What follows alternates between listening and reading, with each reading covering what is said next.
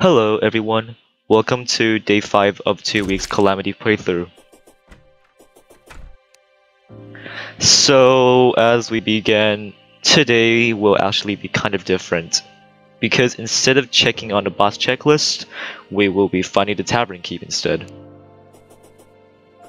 Yeah, so let's begin, and yeah, since you're supposed to find him like randomly around the world, you have to like explore randomly. But for some reason, I just can't find him for some reason. I don't know why. And yeah, I've been exploring countless of areas, through deserts, to jungle, to Crimson, and all the way to the ocean, but still couldn't find him, so I decided to warp back. Yeah, and after seeing there's really no point of going around, I decided to like get the counter scarf instead, because it's the better version of the Cthulhu shield, and it's better for dodging. And in order to get it, you must fight Eye of Cthulhu in Malice mode, since it's now a Malice drop. And yeah, I just waited there. Like, I just kept waiting. I didn't do anything else, just waited until night struck. And what's even more perfect is the blood moon has arrived. So finally, since that's what I was supposed to do a very long time ago. Notice that Eye of Cthulhu's speed has drastically increased as you summon Malice mode or enable Malice mode. And yeah, since the charges were super fast, this was actually my first time fighting this in Malice mode, so I wasn't really sure of how it really worked. So yeah, I just took a lot of damage from those fast charges.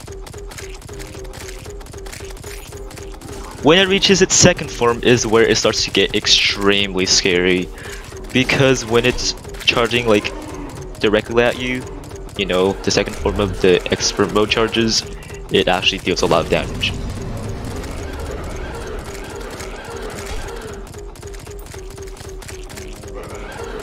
But I was kind of surprised I managed to dodge the attacks since they're extremely fast. I'm pretty sure it's like 2 times faster than Revengeance mode.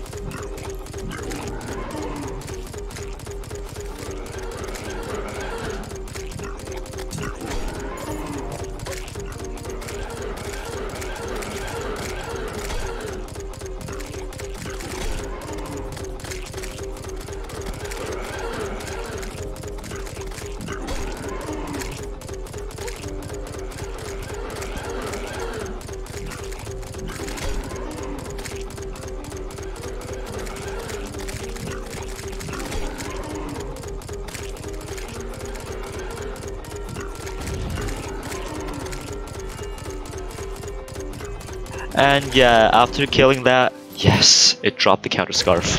Very nice. Oh.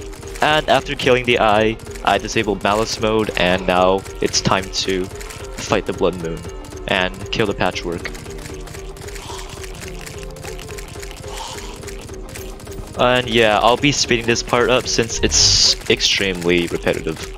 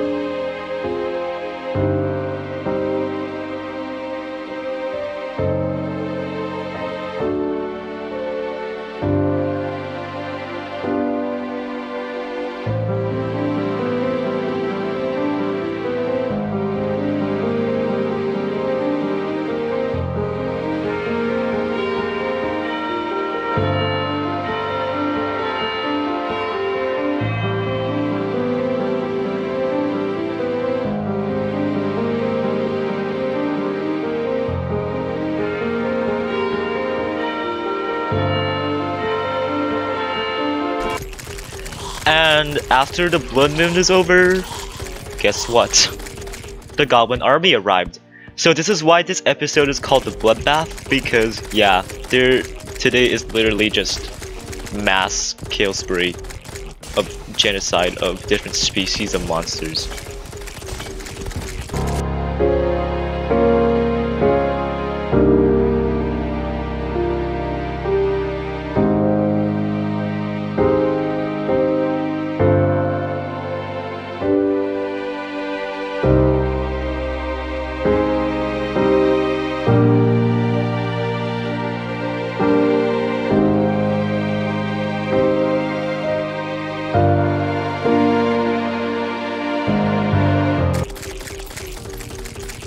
After defeating the goblin army, yeah, GG, and yeah, after that, it's time to go down to the cavern to find the goblin tinkerer, since, in my opinion, he's the second most important NPC out of all, since he reforges your items to give you buffs.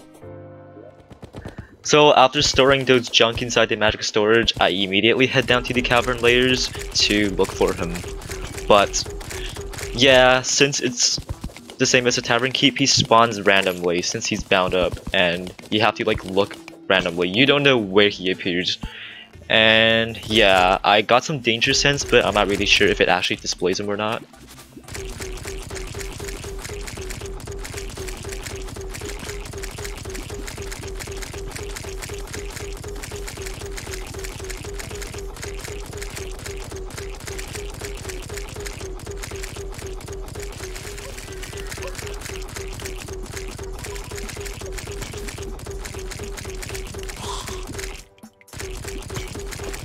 So yeah, finding these lost NPCs can be extremely annoying, to be honest. Like literally, you just don't know where they appear. But like after like a few moments, like random digging, eventually I found him. Yay.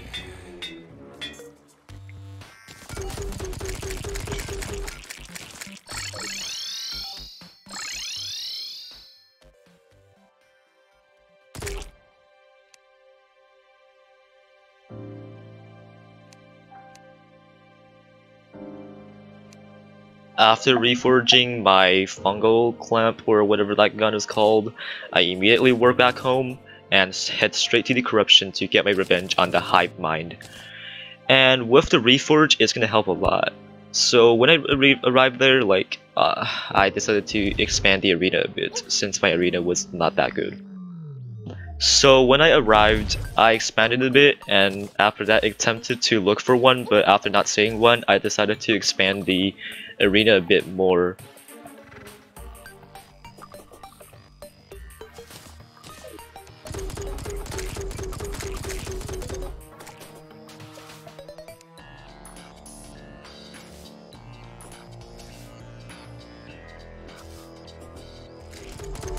But eventually I found one, and yeah, time to get my revenge on that thing for summoning so much minions to kill me. How pathetic.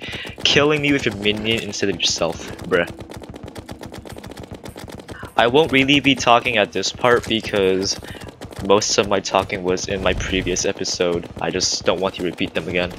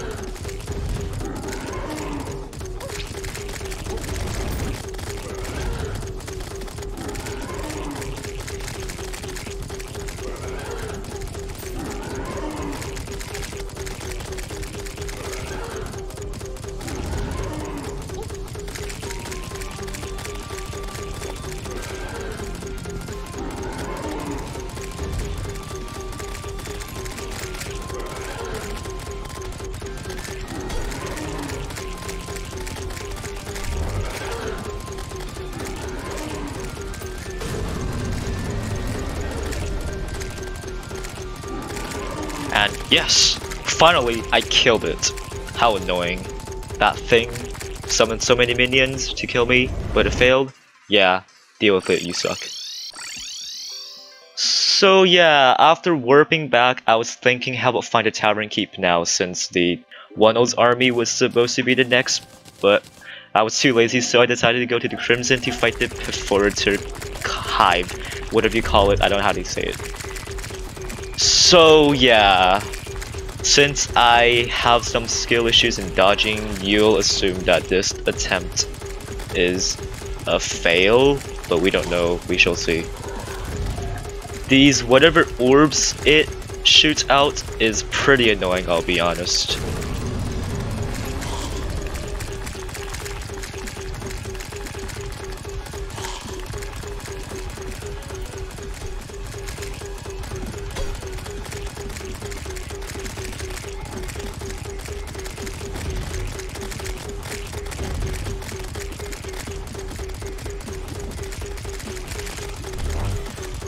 Well, seeing me just skipping parts, yeah, you've guessed it, I got slaughtered. But no, I didn't give up. I was like, bruh, I was so close. Another attempt. I can't lose to it. Honestly though, the beginning wasn't too bad, but I still took lots of damage because while I was dodging the orbs, it just charges right at me, and then yeah, I just took damage, so I still got skill issues in dodging after all. The reason I took a lot of damage from that last hit was because of that stupid slime. It just had to be in the way, and then I just took damage from the orbs and the charging at the same time. Yeah. How fair.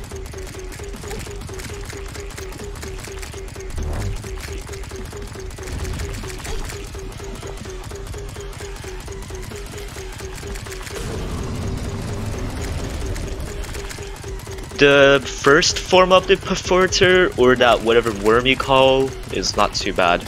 It's actually not that fast. When it charges at you, just fly up and just dash towards the opposite direction it's charging towards. I think that's gonna help.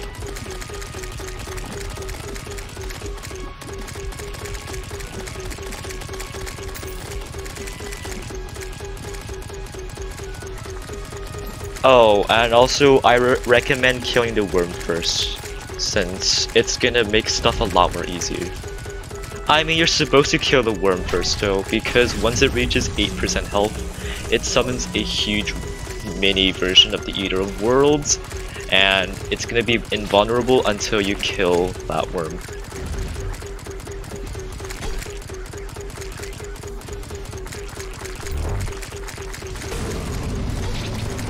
Sorry, I was wrong. The second one is the Eater of Worlds. The last one is the same as the first one, but way bigger and has one more health.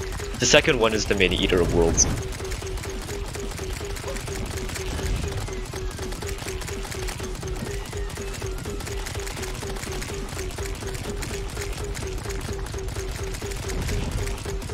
Since this swarm is like very long, I recommend using the slimy saddle, so when it charges at you, you can use your slimy saddle to bounce on it, so you won't really take damage. Or you won't take damage unless it somehow hits you.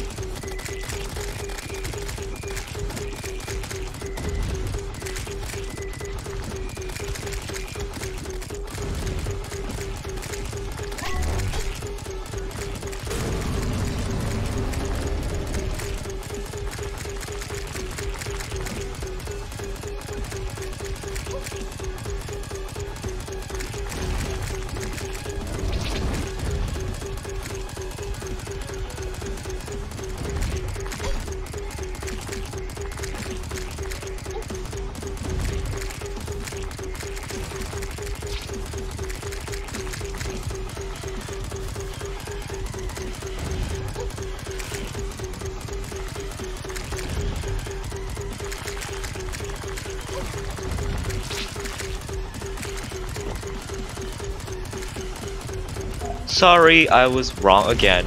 Around 9% or 10% it summons that final worm, or the final form of the Perforator. I'm sorry, okay? Like, I just don't really pay attention to the great details of boss forms, I just fight it during the fight. This boss kind of acts like worm bosses, where if you fly up, it charges at you. So the best way is once it goes up and charges at you, just dash towards the other direction. So there's a chance of you not taking damage if you're fast enough. But yeah, thanks to some reduced skill issues, if you get what I mean, I managed to dodge all of the attacks from the worm. Yay. And yeah, after that I finally killed it. Very nice. And yeah, after killing it, I immediately warped back home to check the boss checklist.